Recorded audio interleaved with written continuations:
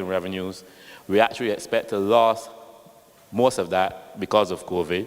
As you know, COVID would have impacted the tourism sector, earnings from tourism, all that, those taxes that relate to tourism will be down, even non-related, the VAT will be down, everything. So we expect a loss between $450 million and $500 million in revenues on the tax side, which means that that is going to put things significantly in government financial position. At the same time, because of COVID, starting as we're back in March, you will have known that, you have heard that government had, of course, to step up its expenditure to deal with the COVID pandemic, to contain the virus, identify and treat, isolate. So you will have heard that government spent money building the quarantine center at Harrison's Point, outfitting, refurbishing a number of polyclinics, spending money to get medical equipment and supplies, testing equipment, etc., and that was necessary money. In addition to that, as the world continued to be impacted by COVID and the country had to shut down, many persons lost employment, lost jobs, and there was a necessity for government to step up also in household mitigation, and government had a program, implemented a program called the Household Survival Program to the tune of $45 million. And these are all things that Prime Minister will have detailed and announced already. I'm just repeating. Part of that include increasing welfare payments to the clients of the welfare department who benefit and rely on those, 40% increase in them, another $600 for individual persons, up to 2,000 vulnerable household families. That's part of the Household Survival Program, and adopt a family program, and also continue support for NAS in terms of liquidity to meet the claims.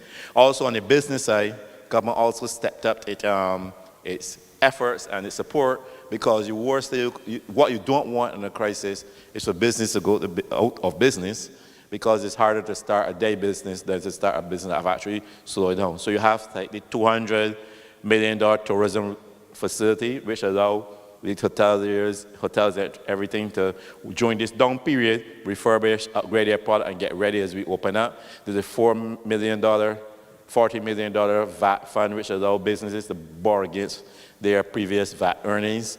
We have also started to bring forward as fast track as much as possible private sector projects in order to accelerate and mitigate the effects of COVID on the economy. And the effects of COVID economy are quite large. You know, this is a tourism-dependent economy. Tourism accounts to at least 45% of all economic activity, both direct, hotel, restaurant, indirect, transportation, taxis, everything. And on board almost 6% of all foreign earnings. So those have been response. At the same time, we have continued to see, because of the longer the pandemic maintained, the fact that unemployment numbers are rising, as evident from the increase in NAS claims. And as far as yesterday, Friday, NAS claims was in excess of 41,000. Now that's claims, not necessarily individual persons, but it represents almost a third of the workforce. And so there's an effort now for government to even go beyond that and try to soak up some of this unemployment that exists right now and stem any social effects.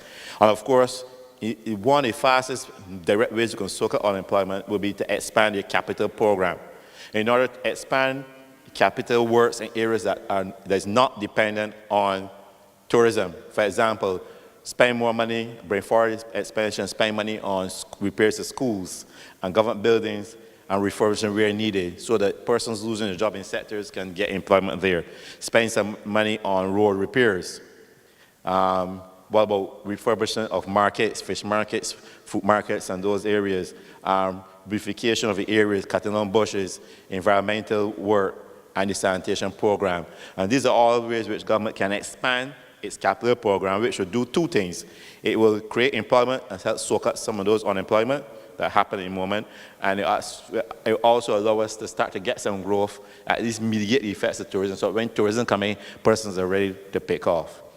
Now, to do that, government needs to find an additional $100 or so million in fiscal space that it can expand that capital expenditure. Now, I want to explain what I mean by fiscal space. And it becomes important to understand the program. There's a difference between fiscal space and financing. Indeed, government is not looking for financing now, it's looking for space. What's the difference? Imagine we have a 40-foot container, and everything you spend goes in that container, right? So if it was in your household, it would be the money you spend on foods and clothes and your mortgage, your car loan, and any other thing, payments, support this person, that all is put in your expenditure container. Government expenditure container, 40-foot container, will be what it spends on wages, what it spends on goods and services like computers and other equipment and water, different things like that. What it spends on interest payments on its debt. What it spends on transfers of money to help support university and the hospital and the transport board, that will be in there. Also will be in there is what it spends on capital.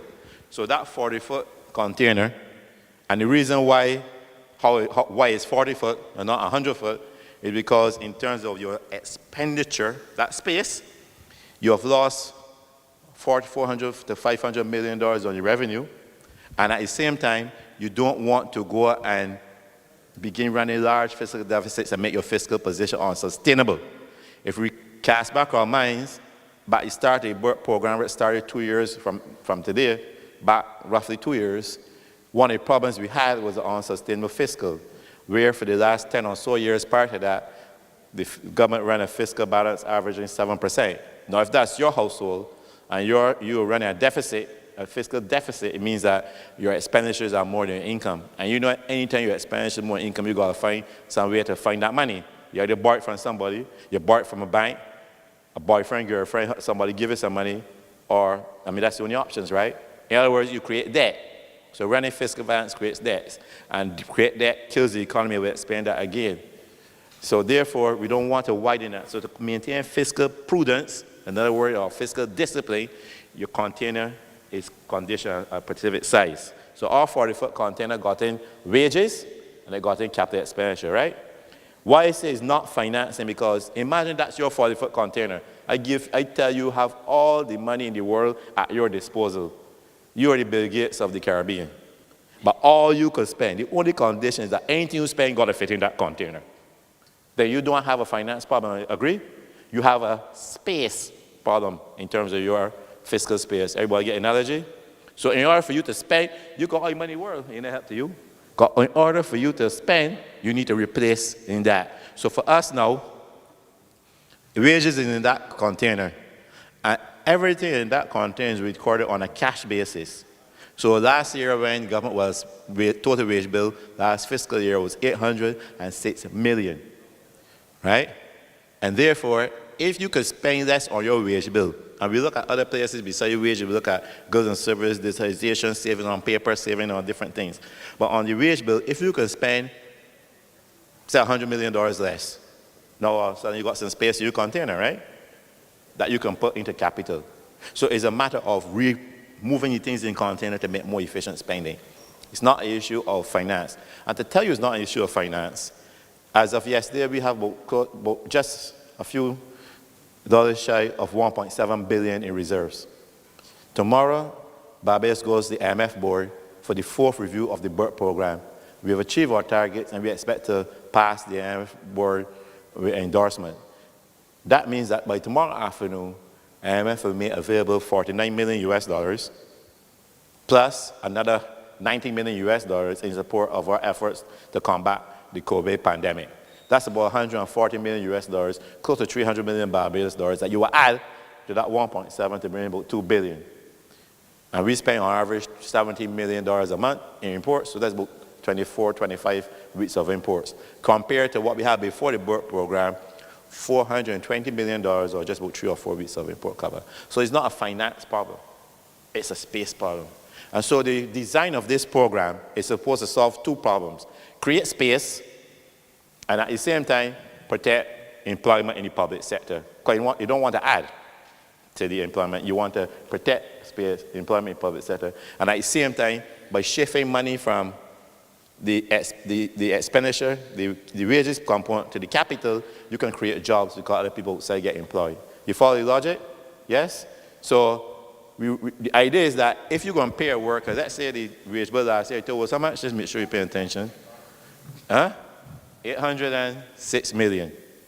And if we could reduce, take 100 from that by paying the workers, the majority in cash and a small portion in bonds, I create fiscal space. Because all of a sudden, I only reach, let's say 100 million, I record now 706 million as opposed to 800 million. Because remember, things that goes into my expenditure container are only cash expenditure. You follow me?